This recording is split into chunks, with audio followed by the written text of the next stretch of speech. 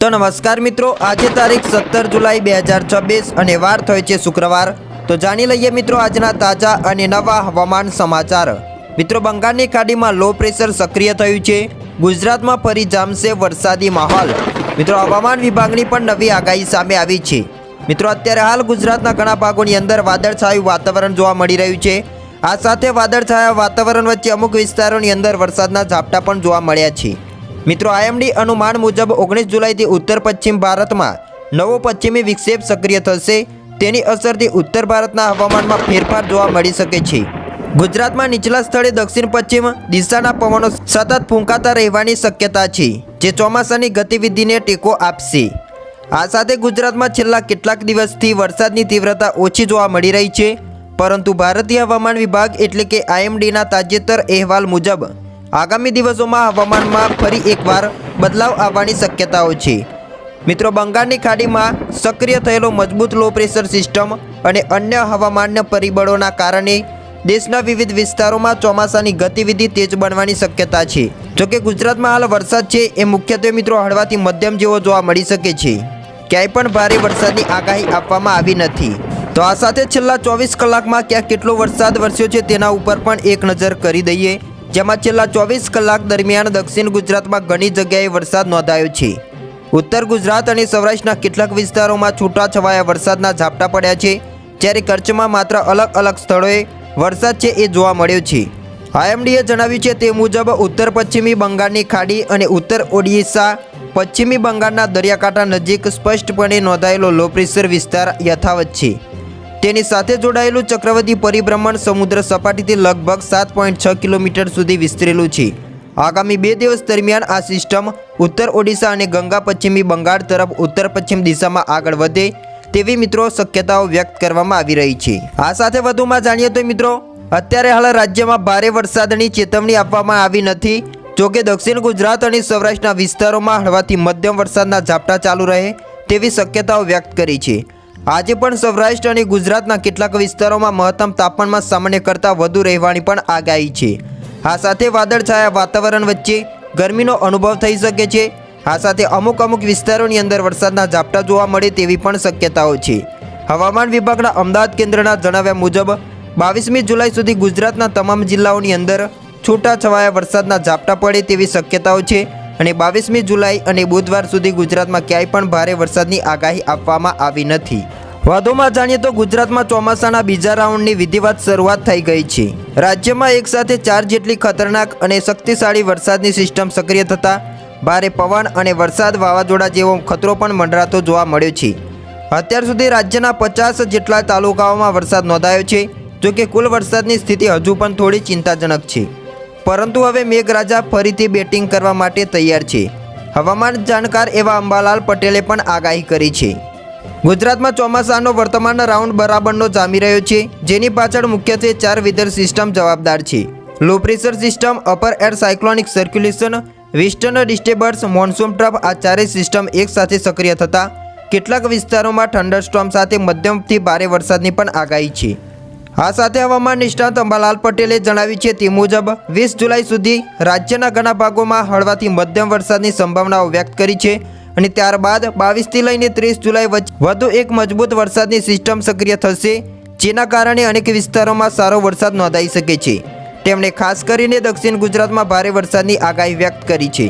આ ઉપરાંત સૌરાષ્ટ્ર, કચ્છ અને ઉત્તર ગુજરાતના વિવિધ વિસ્તારોમાં પણ વરસાદી માહોલ રહેશે તેવું મિત્રો જણાવવામાં આવ્યું છે। 17, 18 અને 19 જુલાઈ એમ 3 દિવસો દરમિયાન વરસાદની તીવ્રતામાં આંશિક ઘટાડો જોવા મળી શકે છે અને સમગ્ર રાજ્યમાં મોટાભાગે છૂટાછવાયા સ્થળોએ હળવાથી મધ્યમ વરસાદની આગાહી છે।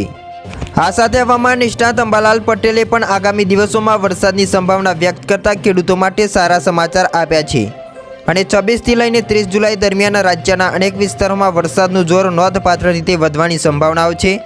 તો હવે તે મિત્રો આપણે લાઈવ મેપના માધ્યમથી પણ જાણીશું કે આજે ગુજરાતનું વાતાવરણ કેવું રહેવાનું છે, જેમાં સૌપ્રથમ તો સેટેલાઇટ ઇમેજ ઉપર તમે જોઈ શકો છો કે આજે ઘણા ભાગોની અંદર મિત્રો વાદળછાયું વાતાવરણ છે એ જોવા મળી રહ્યું છે અને વાદળછાયા વાતાવરણ વચ્ચે ગરમી અને બફારાનો પણ અનુભવ થઈ રહ્યો છે।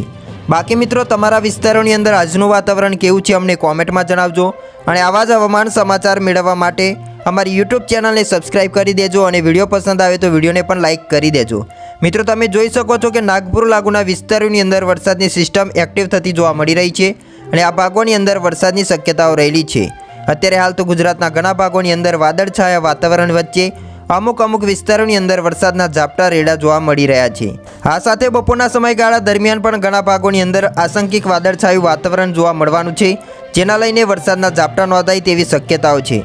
જેમાં સૌપ્રથમ તો આપણે સૌરાષ્ટ્ર લાગુના વિસ્તારો ઉપર એક નજર કરીએ, જેમાં ઓકા લાગુના વિસ્તારો છે, પોરબંદર જામનગર લાગુના વિસ્તારો, મોરબી, સુરેન્દ્રનગર, રાજકોટ, કાલાવડ લાગુના વિસ્તારો, જેતપુર, ઉપલેટા, આ સાથે બોટાદ લાગુના વિસ્તારોની અંદર વાદળછાયા વાતાવરણ વચ્ચે મિત્રો બપોરના સમયગાળા દરમિયાન અને સાંજ દરમિયાન વરસાદના ઝાપટા નોંધાય તેવી શક્યતાઓ છે। આ સાથે મહાદેવપુર લાગુના વિસ્તારો છે, ધારી લાગુના વિસ્તારો, જેતપુર લાગુના વિસ્તારો, અમરેલી તેના આસપાસના વિસ્તારો છે, ભાવનગર લાગુના વિસ્તારો છે, બોટાદ, આ સાથે તેના આસપાસના ગ્રામ્ય પંથકો છે, પાલિતાના, આ ભાગોની અંદર પણ વાદળછાયા વાતાવરણ વચ્ચે સામાન્યથી મધ્યમ હળવા વરસાદના ઝાપટા જોવા મળી શકે છે। રાજુલા મોવા લાગુના વિસ્તારો છે, કોડીનાર, વેળાવળ લાગુના વિસ્તારો, આ ભાગોની અંદર પણ વાદળછાયા વાતાવરણ વચ્ચે સામાન્યથી મધ્યમ હળવા વરસાદના ઝાપટા નોંધાય તેવી શક્યતાઓ છે। તો કચ્છ લાગુના વિસ્તારો છે, નલિયા લાગુના વિસ્તારો, માંડવી લાગુના વિસ્તારો, ભુજ, આ ભાગોની અંદર, આ સાથે રાપર લાગુના વિસ્તારોની અંદર પણ વાદળછાયું વાતાવરણ છે એ જોવા મળવાનું છે। આ સાથે આ ભાગોની અંદર પણ બફારાનો અનુભવ થતો જોવા મળી શકે છે અને અમુક સમયે વરસાદના છાંટા અથવા તો ઝાપટા પડે તેવી શક્યતાઓ છે। તો હવેથી મિત્રો આપણે દક્ષિણ ગુજરાત લાગુના વિસ્તારો ઉપર એક નજર કરીશું કે દક્ષિણ ગુજરાત લાગુના વિસ્તારો છે તેમાં આજનું વાતાવરણ કેવું રહેવાનું છે, જેમાં તમે જોઈ શકો છો કે ઘણા ભાગોની અંદર વાદળછાયું વાતાવરણ છે એ જોવા મળવાનું છે। જેમાં સુરત લાગુના વિસ્તારો છે, નવસારી, વલસાડ, આ સાથે વલોડ લાગુના વિસ્તારો છે, વ્યારા લાગુના વિસ્તારો, માંડવી લાગુના વિસ્તારો છે, કીમ લાગુના વિસ્તારો છે, તેના આસપાસના ગામડાઓ છે, આ ભાગોની અંદર પણ વાદળછાયા વાતાવરણ વચ્ચે વરસાદના ઝાપટા જોવા મળી શકે છે। વલસાડ, ખેરગામ, ચીખલી લાગુના વિસ્તારો છે, તેના આસપાસના વિસ્તારો, સાપુતારા, આહવાડાંગ લાગુના વિસ્તારોની અંદર પણ આવા જ પ્રકારનું વાતાવરણ જોવા મળવાનું છે। વાપી લાગુના વિસ્તારો છે, તેમાં પણ મિત્રો વાદળછાયા વાતાવરણ વચ્ચે વરસાદ વરસે તેવી શક્યતાઓ વ્યક્ત કરવામાં આવી રહી છે। ગઈકાલે પણ ગુજરાતના ઘણા ભાગોની અંદર અમુક વિસ્તારોની અંદર વરસાદના ઝાપટા રેડા જોવા મળ્યા છે। મધ્ય ગુજરાત લાગુના વિસ્તારોની અંદર પણ રાત્રિ દરમિયાન વરસાદના છાંટા અથવા તો ઝાપટા જોવા મળ્યા છે। આ સાથે કરજણ લાગુના વિસ્તારો છે, જંબુસર, વડોદરા, વગોડિયા લાગુના વિસ્તારો, ડભોઈ તેના આસપાસના ગામડાઓ છે, બોડોલી લાગુના વિસ્તારો છે, રાજપીપળા, કેવડિયા લાગુના વિસ્તારો છે, પલેજ લાગુના વિસ્તારો, આ ભાગોની અંદર પણ વાદળછાયું વાતાવરણ અને બફારાનો અનુભવ થઈ શકે છે અને વરસાદના ઝાપટા જોવા મળે તેવી શક્યતાઓ વ્યક્ત કરવામાં આવી રહી છે। તો હવેથી મિત્રો આપણે મધ્ય ગુજરાત લાગુના વિસ્તારો ઉપર પણ એક નજર કરીશું, જેમાં પણ વહેલી સવારથી જ વાદળછાયું વાતાવરણ અને બફારાનો અનુભવ થતો જોવા મળ્યો છે। આ સાથે અમદાવાદ લાગુના વિસ્તારો છે, મેમદાવાદ લાગુના વિસ્તારો, મહુધા, કઠલાલ, કપડવંજ લાગુના વિસ્તારો, તેના આસપાસના ગામડાઓ છે, લસુંદરા તેના આસપાસના વિસ્તારો, અલીના તેના આસપાસના ગામડાઓ, આ ભાગોની અંદર પણ વાદળછાયું વાતાવરણ છે એ જોવા મળી રહ્યું છે। બફારાનો અનુભવ થઈ રહ્યો છે, જેના લઈને આ ભાગોની અંદર પણ વરસાદના ઝાપટા અથવા તો છાંટા નોંધાય તેવી શક્યતાઓ છે। ઉમરેઠ, ડાકોર લાગુના વિસ્તારો તેના આસપાસના ગામડાઓ છે, આ ભાગોની અંદર પણ આવું જ વાતાવરણ જોવા મળે તેવી શક્યતાઓ વ્યક્ત કરવામાં આવી રહી છે। તમે જોઈ શકો છો કે આજે પણ ઘણા ભાગોની અંદર વાદળછાયા વાતાવરણ વચ્ચે વરસાદી ઝાપટા નોંધાય તેવી શક્યતાઓ છે।